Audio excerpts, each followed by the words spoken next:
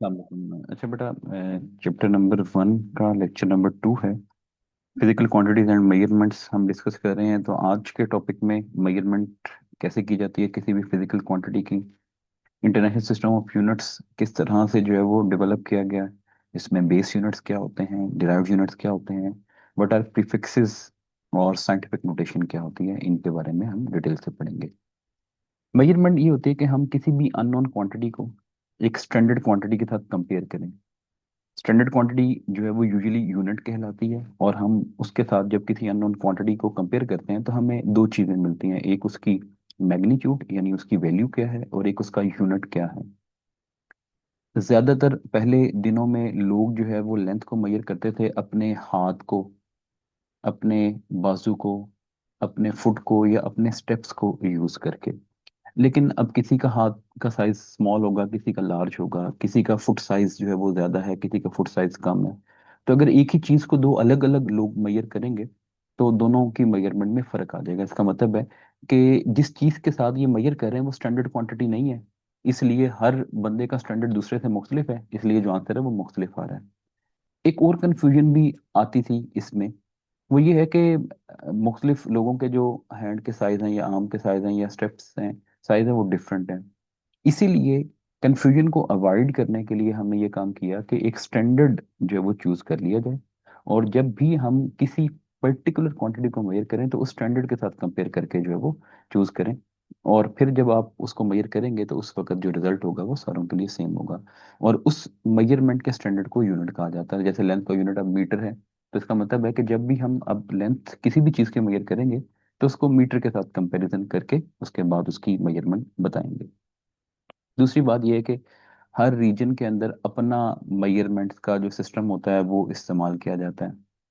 उससे ये होता था कि जब एक कंट्री के लोगों ने या एक रीजन के लोगों ने दूसरे रीजन के लोगों के साथ इंफॉर्मेशन जो है वो एक्सचेंज करनी है या ट्रेड करनी है, तो उसमें फिर डिफरेंट यूनिट्स आ जाएंगे। तो आप लेंथ बता रहे हैं कि जी मीटर में हम कपड़े की लेंथ मेजर करेंगे, कोई दूसरा कहेगा जी हम तो फीट में मेजर करेंगे। तो अब यहाँ पर जो है वो एक्सचेंज के वक्त जो है वो या ट्रेड के वक्त जो है वो इश्यूज आएंगे। तो उस वक्त फिर लोगों ने ये सोचा कि हम यूनिट्स को स्टैंडर्डाइज कर दें, ताकि तमाम मेजरमेंट्स उसी स्टैंडर्ड यूनिट्स के अंदर की जाएं, और फिर इंटरनेशनल ट्रेड के अंदर, साइंटिफिक कम्युनिकेशन के अंदर कोई भी जो है वो कंफ्यूजन पैदा ना हो। तो इसलिए हमने यही काम किया कि एफिशिएंट वर्किंग के लिए, म्यूचुअल ट्रेड के लिए, बिजनेस के लिए और साइंटिफिक इंफॉर्मेशन को शेयर करने के लिए स्टैंडर्ड कर दिया यूनिट्स को, और स्टैंडर्डाइज करने के बाद एक सिस्टम ऑफ यूनिट बना दिया। अब किसी भी मेजरमेंट के या स्टैंडर्ड मेजरमेंट के जो है वो पार्ट्स क्या होते हैं, दो पार्ट्स होते हैं। एक उसका नंबर जिसको उसकी वैल्यू कहा जाता है या जो उसकी मैग्नीट्यूड कहलाती है, और एक उसका यूनिट कहलाता है। ज्यादातर केसेस के अंदर जो मेजरमेंट है अगर यूनिट के बगैर हो तो बेसिकली वो मीनिंगलेस कंसिडर होती है। अब हम नेक्स्ट इस पे चलते हैं कि इंटरनेशनल सिस्टम ऑफ यूनिट्स जो होता है, बेसिकली एक कमेटी है जो वेट्स एंड मेजरमेंट्स के ऊपर बनी है internationally.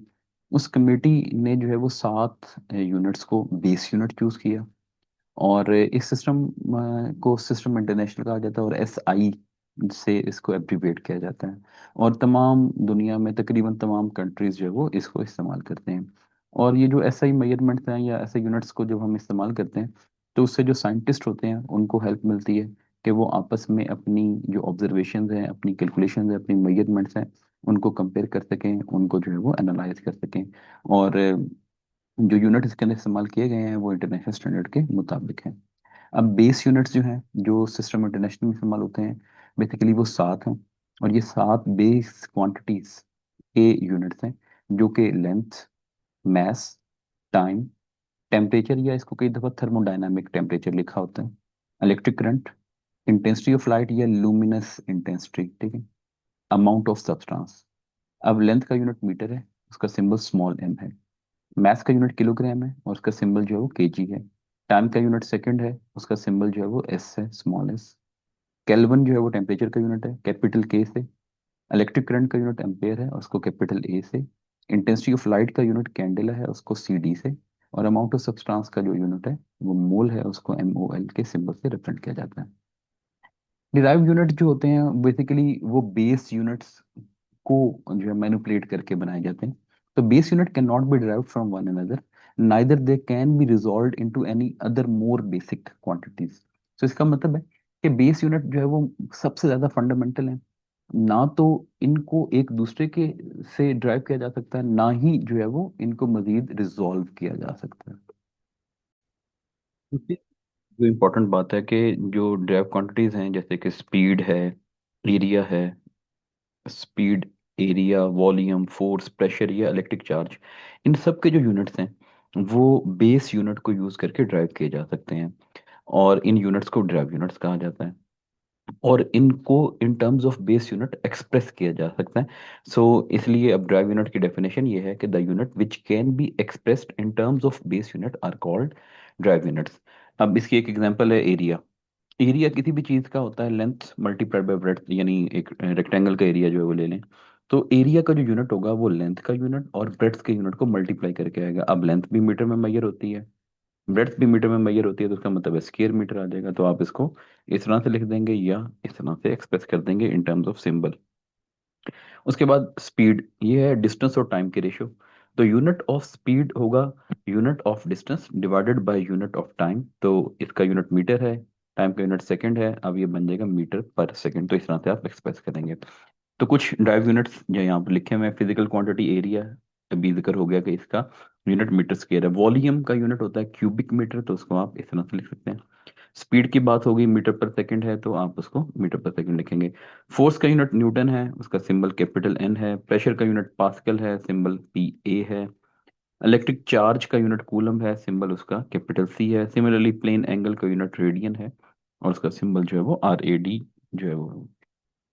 Modern prefixes system international जो है वो डेसिमल सिस्टम है। डेसिमल सिस्टम का मतलब है इसकी जो बेस है वो 10 है, क्योंकि इसमें 10 डिजिट्स इस्तेमाल होते हैं, तो इसलिए इसकी बेस को 10 कहा जाता है। प्रीफिक्सेस जो है वो 10 की पावर्स होती हैं, और उनको स्पेशल सिंबल्स के साथ रिप्रेजेंट किया जाता है। मतलब जैसे बहुत बड़ा नंबर है या बहुत ही स्मॉल नंबर है, अब इनको लिखना बहुत यानी हेक्टिक बात है कि आप इतने ज़्यादा जीरोस लगाएं, और यहाँ पर भी जो है वो आप ये इतनी जीरोस लगाने के बाद ये नंबर लिखें। तो इसलिए ज़रूरी होता है कि हम इन नंबर्स को ब्रेक डाउन कर देते हैं, और फिर इनको साइंटिफिक नोटेशन में या प्रीफिक्सेस के साथ लिखते हैं।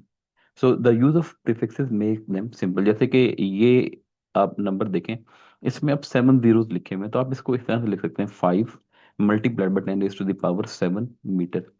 सिमिलरली ये वाली क्वांटिटी है 0.00004, तो आप इसको लिख सकते हैं 4 multiplied by 10 raised to the power -5। सो ये जो 10 की पावर्स हैं, इनको हम जो है वो प्रीफिक्सेस में बाद में कन्वर्ट कर लेते हैं। तो प्रीफिक्सेस जो है वो वर्ड्स हैं या सिंबल्स हैं जो कि यूनिट से पहले लगाए जाते हैं, जैसे कि मिली, सेंटी, किलो, मेगा, गीगा वगैरह वगैरह। और जो एस आई यूनिट्स के अंदर प्रीफिक्सेस यूज होते हैं उनकी यहाँ पर लिखी हुई है कि एटो का सिंबल स्मॉल ए है, 10 raised to the power -13 के इक्वल होता है। फेमटो है, small F, 10 raised to the power -15 है। Pico 10 raised to the power -12 है, स्मॉल पी से रिप्रेजेंट होता है। Nano, small N, 10 raised to the power -9। Micro, mu के सिंबल से, 10 raised to the power -6 है। मिली के लिए small M, 10 raised to the power -3। Centi, 10 raised to the power -2। Deci, 10 raised to the power -1। Kilo, 10 raised to the power 3। Mega, 10 raised to the power 6। Giga, 10 raised to the power 9। Tera, 10 raised to the power 12। पीटा, 10 raised to the power 15। और AXA, 10 raised to the power 18 है। तो ये आपके पास prefixes हैं जो ऐसे unit के साथ इस्तेमाल किए जा सकते हैं। मिली का मतलब है 10 raised to the power -3। इसका मतलब है कि अगर 1 मिलीमीटर लिखा हो तो यूं लिखा होगा 1 × 10 raised to the power -3 metre. अब इसको यूं भी लिख सकते हैं 1/10 raised to the power +3 metre. तो आप इसको लिख सकते हैं 1/1000 × मीटर। सो अगर आप इसको मीटर में लिखते हैं तो यूं लिखना पड़ता 0.001 मीटर। तो आप इसको जस्ट 1 मिलीमीटर जो है वो लिख सकते हैं। तो इसका मतलब है कि मिलीमीटर जो है वो 1 मीटर का 1,000वां हिस्सा होता है। सिमिलरली जो किसी भी वायर की थिकनेस है, उस थिकनेस में एक्सप्रेस किया जा सकता है कन्वीनियंटली इन मिलीमीटर को। और सिमिलरली एक लॉन्ग डिस्टेंस यानी बहुत ज्यादा डिस्टेंस है, तो वो थाउजेंड्स ऑफ मीटर में यानी किलोमीटर में लिखा जा सकता है, because kilo is 10 raised to the power +3। एक इम्पॉर्टेंट बात ये है कि जो किलोग्राम है, ये वाहिद बेस यूनिट है जिसके साथ प्रीफिक्स है, बिकॉज किलो एक प्रीफिक्स है। बाकी जितने भी बेस यूनिट है उनके साथ किसी के साथ प्रीफिक्स नहीं है, लेकिन बस ये किलोग्राम एक वाहिद बेस यूनिट है जिसके साथ प्रीफिक्स है। और 100 मीटर इज इक्वल टू, अब यहाँ से हमें देखना है कि 1000 माइक्रोमीटर के बराबर है। देख लेते हैं। 1000 का मतलब है 10 पावर 3, 1 माइक्रो का मतलब है 10 पावर -6। ये मिलकर 10 पावर 3 मीटर बन जाएगा। लेकिन 10 पावर 3 तो 1000 होता है, तो यहाँ पर हमने 100 मीटर बनाना है। चलें, 1000 सेंटीमीटर, ये 10 पावर 3 है। ये सेंटी का मतलब 10 पावर -2 है, और मिलकर 10 मीटर आ जाएगा, ये भी ठीक नहीं है। ये हो सकता है 10 रेज टू द पावर 5, मिली की जगह 10 पावर -3, ये आ जाएगा 10 पावर 2 यानी कि 100 मीटर। तो इसका मतलब है ये ठीक ऑप्शन है। 1 किलोमीटर का मतलब है 10 raise to the power 3 metre यानी 1000 मीटर, तो ये भी 100 मीटर के इक्वल नहीं है। तो जस्ट ये जो ऑप्शन है ये 100 मीटर के इक्वल है, तो ये ऑप्शन करेक्ट ऑप्शन है। नेक्स्ट, कई दफ़ा सब मल्टीपल होते हैं या मल्टीपल होते हैं कि 100 किलोग्राम 1 क्विंटल कहलाता है, ठीक है। और 1000 किलोग्राम या 10 क्विंटल जो है वो 1 टन के इक्वल होता है। सिमिलरली लेंथ के सब मल्टीपल या मल्टीपल हैं। 1 मीटर 100 सेंटीमीटर के इक्वल है। 1 सेंटीमीटर 10 मिलीमीटर के इक्वल होता है। 1 किलोमीटर 1000 मीटर के इक्वल होता है। 1 millimetre is 10 raise to the power -3 metre. 1 centimetre is 10 raise to the power -2 metre. और 1 kilometre is 10 raise to the power 3 metre. Similarly ये आपने एग्जांपल्स देखें।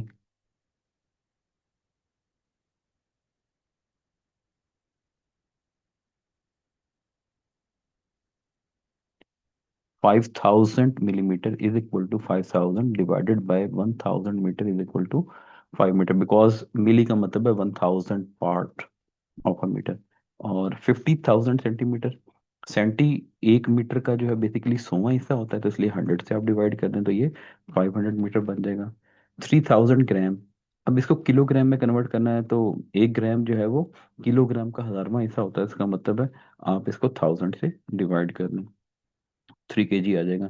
फिर 2000 माइक्रो सेकेंड, माइक्रो आप 10 रेज़ टू द पावर -6 होता है। अब 2000 को लिखा जा सकता है 2 × 10 raise to the power +3, 7 10 raise to the power -6 आ गया। तो ये मिल के बन जाएगा 2 × 10 raise to the power -3 second. तो आप इसको 2 मिली सेकेंड भी जो है वो रिस्पेक्ट हो गया।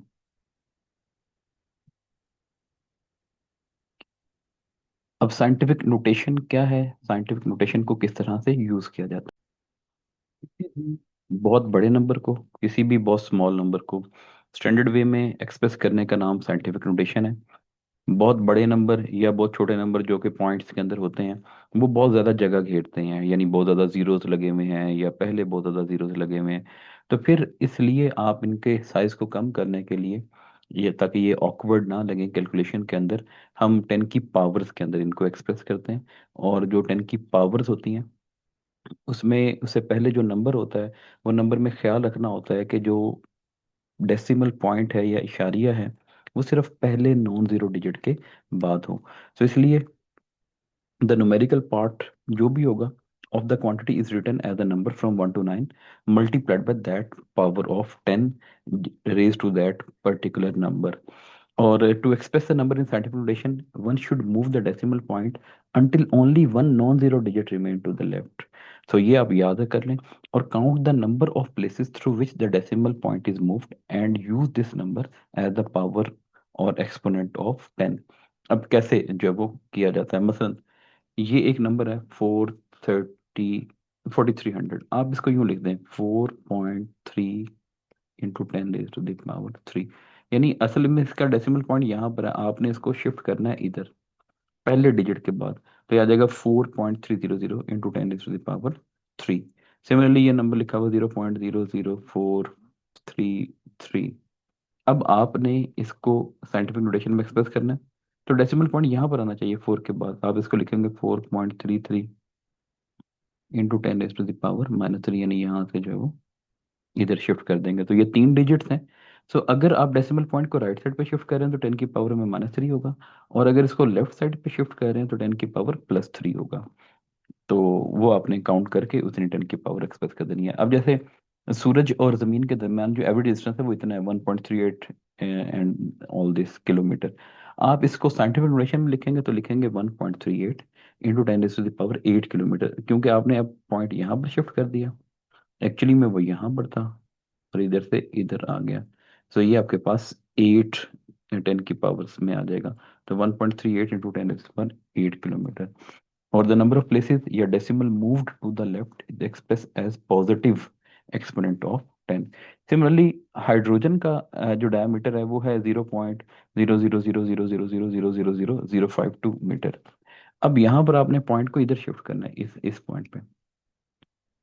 तो ये आ जाएगा 5.2 इंटू 10 टू द पावर -11, क्योंकि ये डिजिट्स की तादाद है, ये 11 है। तो आपने पॉइंट को आप राइट साइड पे शिफ्ट किया, तो यहाँ पर नेगेटिव साइन आएगा। तो the number of places moved by the decimal to the right is express as the negative exponent of 10। इस चीज को आप ध्यान में रख लें। और यूजफुल इंफॉर्मेशन यही है कि जो नेगेटिव एक्सपोनेंट है वो वैल्यूज हमेशा 1 से कम होती हैं, क्योंकि वो फ्रैक्शन के अंदर होती हैं। और एडिशन और सब्ट्रैक्शन उसी वक्त पॉसिबल होती है जब दोनों के साथ जो एक्सपोनेंट है वो सेम हो। मतलब आपको कहा जाए 1 इंटू 10 पावर -2 को 2 इंटू 10 टू द पावर -2 में ऐड करें, तो जस्ट इसको लिखा जाएगा 3 into 10 to the power -2, because 10 to the power -2 आप दोनों में से कॉमन ले सकते हैं। और 1 और 2 को जब आप ऐड करेंगे तो अंदर 3 आ जाएगा। और सिमिलरली अगर सेम एक्सपोनेंट नहीं है तो फिर पहले उनको सेम बनाएं और उसके बाद फिर उनको ऐड करें। तो express the number in the scientific notation. So ये number 0.00534 is equal to 5.34 into 10 to the power -3 metre, because ये पॉइंट आपने राइट साइड पे शिफ्ट किया। 2574.32 इसको लिखेंगे 2.57432 इंटू 10 टू द पावर 3, क्योंकि यहाँ पर डेसिमल पॉइंट लेफ्ट साइड पे शिफ्ट किया। 3 डिजिट छोड़ के इसलिए 10 की पावर +3 है। 0.45 को जस्ट लिखेंगे 4.5 इंटू 10 पावर -1। 0.004 को लिख देंगे 4 इंटू 10 टू द पावर -3। और 186,000 को लिखेंगे 1.86 इंटू 10 टू द पावर 5, क्योंकि डेसिमल पॉइंट इधर से इधर शिफ्ट हो गया। और सिमिलरली आपने इनको सॉल्व करना है। 5.123 इंटू 10 पावर 4 और 3.28 इंटू 10 पावर 5। अब देखें 10 की पावर सेम नहीं है दोनों में, इसलिए पहले सेम बनाना पड़ेगा। ये 5.123 इंटू 10 पावर 4 को लहदा रहने दें। ये जो 3.28 इंटू 10 पावर 5 है, आप 10 पावर 5 को लिख सकते हैं 10 की पावर 1 इंटू 10 पावर 4। तो ये जो 10 की पावर 1 है ये 3.28 से मल्टीप्लाई होकर 32.8 हो जाएगा। तो अब साथ आ जाएगा 10 पावर 4। अब ये 10 पावर 4 और ये 10 पावर 4 कॉमन आ गया। बाकी बचा 5.123 और यहाँ पर बचा 32.8, दोनों को ऐड कर लें और ऐड करने के बाद 37.923 आ जाएगा। तो अभी आपके पास 37.923 इंटू 10 पावर 4 मीटर आंसर आ गया। लेकिन साइंटिफिक नोटेशन में पॉइंट जो है वो इधर होना चाहिए था। तो आप इसको 3.7923 इंटू 10 लिखेंगे और 10 की पावर 4 पहले से मौजूद है, तो टोटल मिलकर 10 की पावर 5 हो जाएगा। यहाँ पर देखें सब्ट्रैक्शन हो रही है 2.57 into 10 power -2 millimetre, -3.43 into 10 power -3। अब आपने ये जो 10 पावर -3 है इसको आप लिख सकते हैं 10 की पावर -1 इंटू 10 की पावर -2।